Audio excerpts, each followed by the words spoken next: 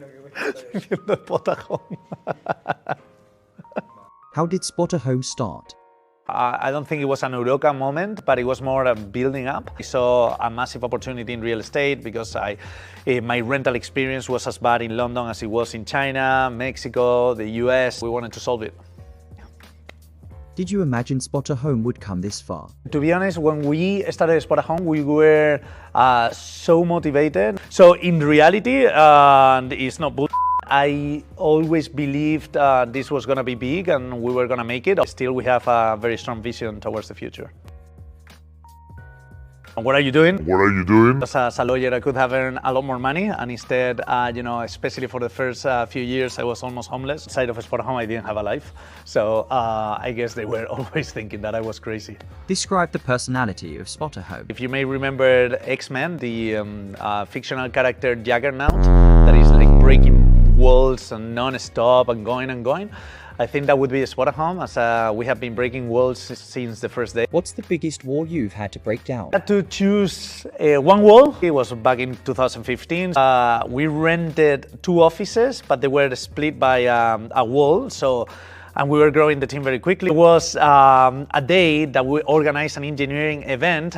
We didn't have a space in this place, and then all the engineers wanted to do the event in the other space that we have more, but they were like, how do we go there? And then suddenly, without thinking about it, I just grabbed a table and I threw it against the wall. I actually physically destroyed the wall and expanded. How many cups of coffee did it take to survive the startup phase? The first 4 or 5 years, it was like an atomic bomb. I don't think even it's coffee, it's a lot more.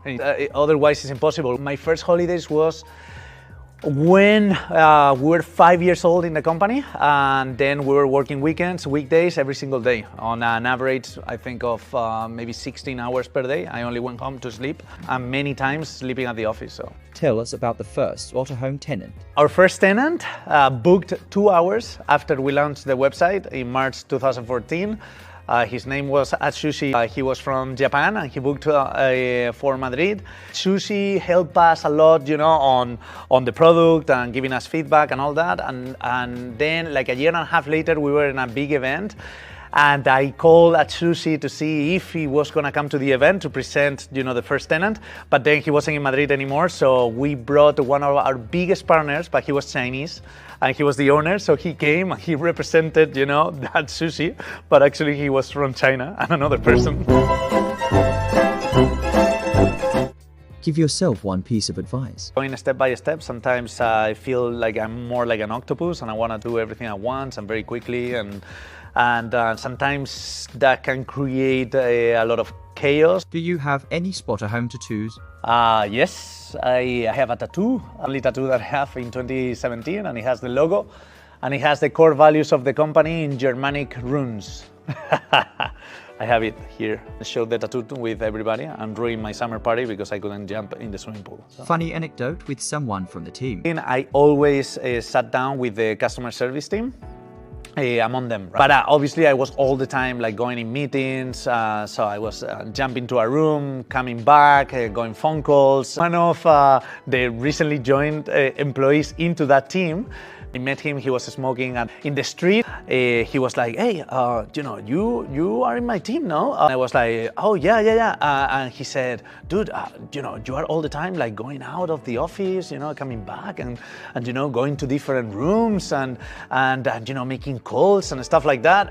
And he was like, dude, you are like not working not too much. And I was like, yeah. No, you're right, man, you caught me. And I said, what about you? And he said, no, I try to do the same. I was like, yeah, man, that's what you should do, you're completely right, blah, blah, blah. He said, hey, man, but I think you should not doing it so obvious. Okay, thanks for the tips, man, you're the man, blah, blah. Then a couple of days later, we crossed in the coffee machine, and he was like, dude, you are the CEO of the company. And then, we started to laugh. He ended up, I think, leading a team of 25 or 30 people. A weird story. The story happened in Rome.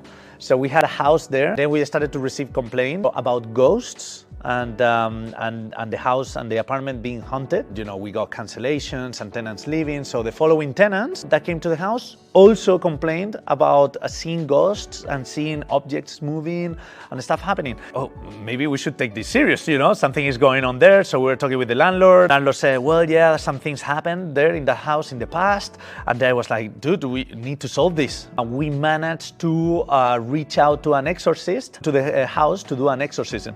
And then we just emptied the house for the priest to do the exorcism, and then we never heard a complaint again. What are you proud of? The thing I'm most proud of is always on the human aspect, and especially in the last few years with the resilience after COVID of the team and the capacity of adapting themselves. Where do you envision Spotahome in 10 years? 10 years, I think we are going to be completely global. We are going to create more unique experiences versus just being a single marketplace. No, we didn't forget the Spotahome song. I have my favorite song for Spotahome. Oh, I can show you maybe later. Not here, maybe later in the party tonight. A few moments later. Was the song that we had there?